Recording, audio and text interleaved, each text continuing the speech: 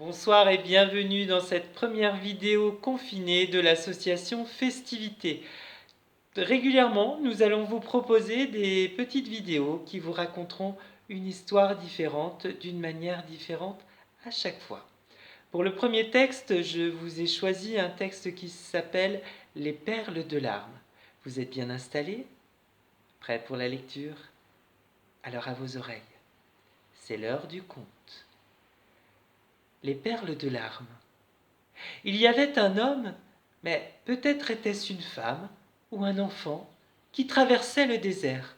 Oui, le désert, à pied.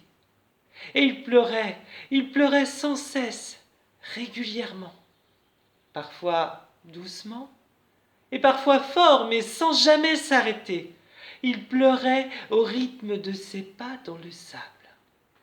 Un jour, dans le grand désert, il croise un oiseau qui lui demande « Oh, mais que fais-tu dans le désert ?»« Je marche et je pleure. » Et une grosse larme tombe de son œil qu'il ramasse aussitôt.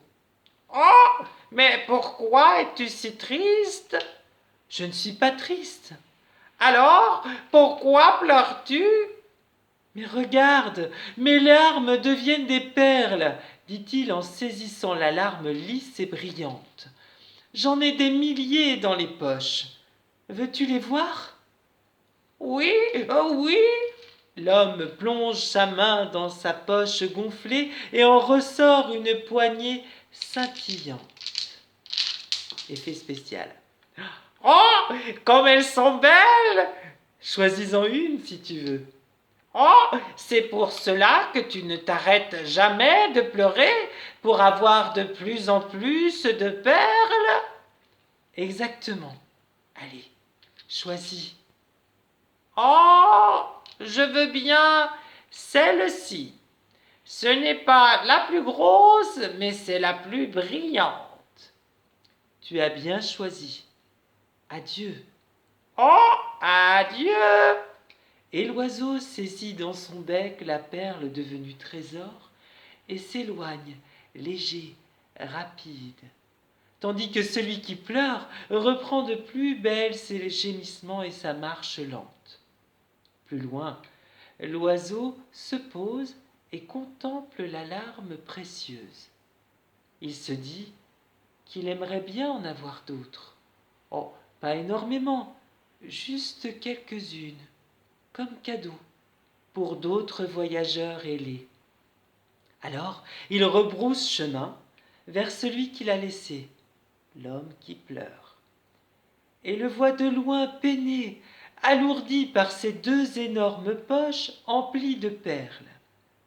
Bientôt, il ne peut plus mettre un pied devant l'autre. Il tombe à genoux, se traîne encore, et pourtant, malgré tout, il continue à pleurer et à recueillir ses larmes perles qu'il met dans ses poches. Oh, mais arrête de pleurer, ce sont tes larmes qui t'empêchent d'avancer. Je ne peux pas m'arrêter, je ne peux pas. Et deux grosses larmes tombent qu'il ramasse. Pourtant je suis épuisé, mais j'ai trop pris l'habitude. Je ne peux pas m'arrêter, non. Et soudain l'oiseau, d'un coup de bec vif et acéré, fait une petite entaille dans la poche de l'homme qui pleure. Puis dans l'autre poche, crac, une autre entaille. Il aide l'homme à se relever, à marcher à nouveau, debout. Et de son chant et de ses ailes, il l'encourage. Alors, des poches trouées, une perle tombe.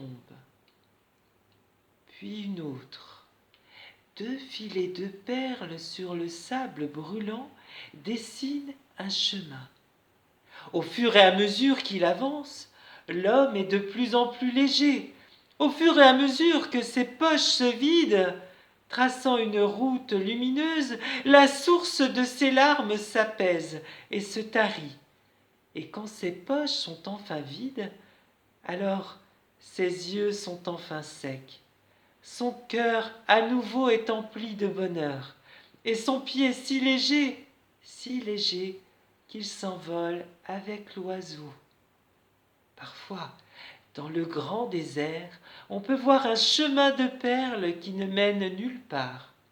Et si on lève le regard, on peut voir auprès d'un oiseau planer un homme. Mais peut-être est-ce une femme ou un enfant, qui sait?